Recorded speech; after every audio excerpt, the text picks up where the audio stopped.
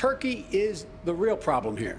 And I would be having a real lockdown conversation with Erdogan and letting him know that he's going to pay a heavy price for what he has done. Now, pay that price. Donald Trump has the blood of the Kurds on his hand. What in fact needs to be done, protecting those Kurds. They lost their lives. This is shameful, shameful what this man has done. But it's also the case that a small number of specialized special operations forces and intelligence capabilities were the only thing that stood between that part of Syria and what we're seeing now, which is the beginning of a genocide and the resurgence of ISIS. Is Turkey still a U.S. ally? Should they remain in NATO? No, Turkey is not a U.S. ally when they invade another country and engage in mass slaughter.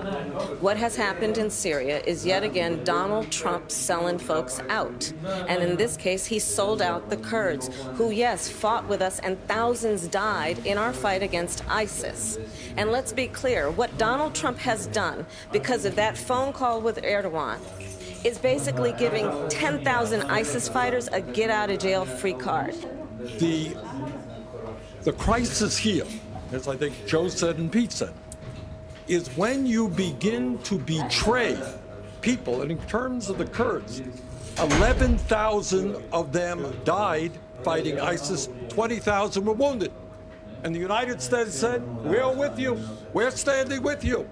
And then suddenly one day, after a phone call with Erdogan, announced by tweet, Trump reverses that policy. Now you tell me, what country in the world will trust the word of the President of the United States?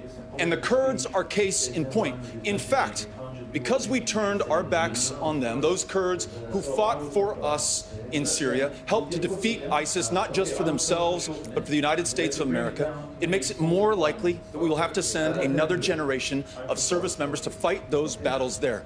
Meanwhile, soldiers in the field are reporting that for the first time they feel ashamed of what their country has done.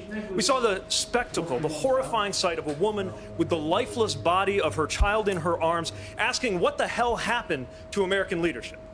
And when I was deployed, I knew one of the things keeping me safe was the fact that the flag on my shoulder represented a country known to keep its word. And our allies knew it, and our enemies. Thank you, Mayor. You take that away, you are taking away what makes